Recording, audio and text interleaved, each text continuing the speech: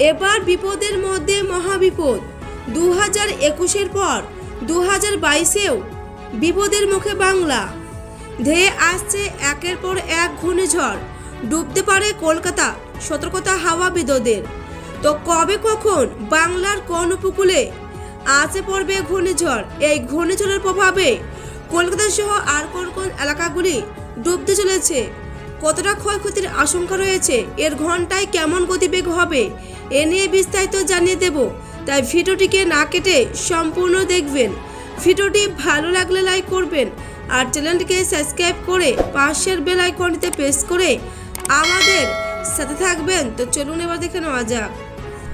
চাঞ্চল্যকর তথ্য দিল আইপিসিসি সংস্থার তরফ থেকে জানানো হয়েছে, কলকাতা ও রাজ্যে বাড়তে পারে আরও শক্তিশালী ঘূর্ণিঝড়ের সংখ্যা।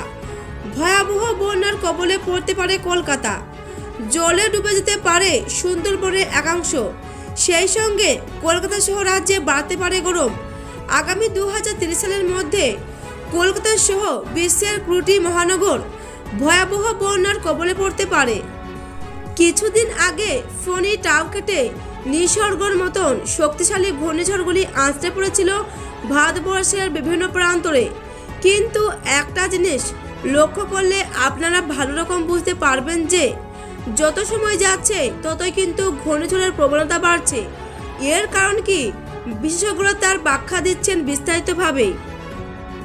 129 বছরের ইতিহাসে ঘূর্ণিঝড়ের পরিমাণ যা লক্ষ্য করা গেছে, বর্তমান সময়ে ঘূর্ণিঝড়ের প্রবণতা ও ফ্রিকোয়েন্সি অত্যাধিক মাত্রায় বেড়ে চলেছে। আবহাওয়াবিদরা জানান, জলবায়ু পরিবর্তন এবং ক্রমবর্ধমান তাপমাত্রার দায়ী ঘূর্ণিঝড়ের বাড় বৃদ্ধির জন্য। জলবায়ু পরিবর্তনের ফলে অশান্ত হয়ে উঠছে সাগর। ভারত মহাসাগর থেকে শুরু করে বঙ্গোপসাগর ও আরব সাগরও অশান্ত। সমুদ্র গর্ভে তাপমাত্রাও বাড়ছে, ফলে সাগর অশান্ত এবং অস্থির হয়ে উঠছে। তারই প্রভাবে নিম্নচাপ ক্রমশই ঘূর্ণিঝড়ে পরিণত হচ্ছে।